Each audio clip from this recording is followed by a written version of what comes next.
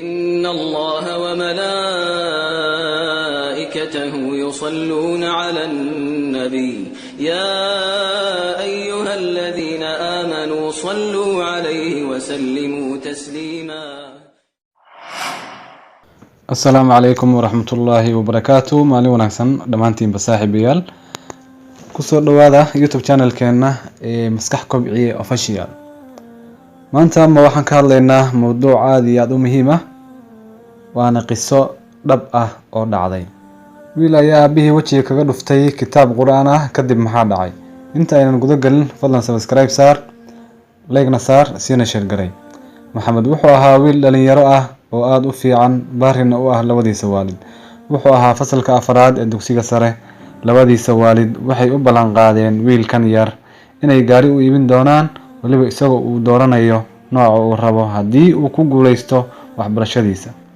waxaa la gaaray waqtigii uu dhici lahaa imtixaanka hore ama mid teeramka. nasiib wanaag wuxuu ka keenay natiijo fiican, isagoo faraxsan ayuuna gurigii kusoo noqday. labadiisa waalid ayuu u sheegay, iyaguna way ku farxeen natiijada wanaagsan. aabihii maxamed wuxuu yidhi, wiilkaygii maxaad rabtaa inaad iga dalbato ama aad codsanaysaa? wiilkii ayaa ku jawaabay, aabba waxaan rabaa gaariga noocaas ah, isagoo doortay gaari qaali ah. aabihii ayaa yidhi, waan ogolahay, laakiin hal shardi, waa inaad imtixaanka finaalka natiijo fiican keentaa, kadib ayaan kuu fulinayaa codsigaaga. sidaas ayaynu isku waafaqeen maxamed iyo aabihiis. wiilkii wuxuu galay dadaal dheer, isagoo waqti badan ku bixinaya diyaarinta casharada. waxaana la gaaray waqtigii imtixaanka, wuxuuna wiilku keenay natiijo fiican oo ah 96%. wejigiisa waxaa ka muuqatay farxad iyo xamaasad badan, wuxuuna usoo degdegay dhinaca waalidkiis isagoo tusay natiijada. iyaguna aad bay ugu farxeen arrintan. intaa kadib wiilka ayaa yidhi, aabe waxaan kaa rabaa inaad ii fuliso ballanqaadkii aad ii qaaday hadda ka hor. aabihii wiilka wuxuu soo taagay kitaab quraan ah oo damcay inuu uga dhigo hadiyad, balse wiilkii wuu xanaaqay isagoo yidhi, waxaan intaasoo tacab ah usoo gelinayay kitaab quraan ah, waan idin nacay, waana iskaga tegayaa gurigan, mar dambana kusoo laaban maayo. isagoo wejiga kaga dhuftay kitaabkii quraanka ahaa aabihiis.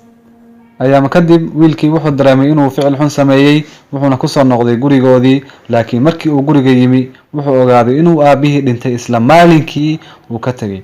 wuxuu fiirshay dhinaciisa, mise waxaa yaal isla meeshii kitaabkii uu wejiga kaga dhuftay aabihiis. dhinaciisa ayuu u dhaqaaqay si uu aayado qur'aana u akhristo.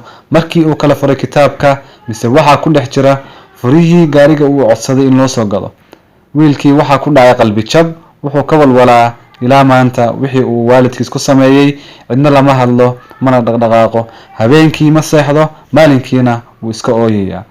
haddaba dulucda warbixintan ama qisadatan waxaynu ka faa'iidaysanaynaa waa inaynu iska hubinnaa ka hor inta aynan go-aan qaadan. waalidkana waa inaynu u noqonnaa baariyiin. aad baad ugu mahadsantahay daawashadaada. fadlan haddii aad ku cusub tahay youtube-kan subscribe saar, siina share garay si ay u gaadho asxaab tiro badan.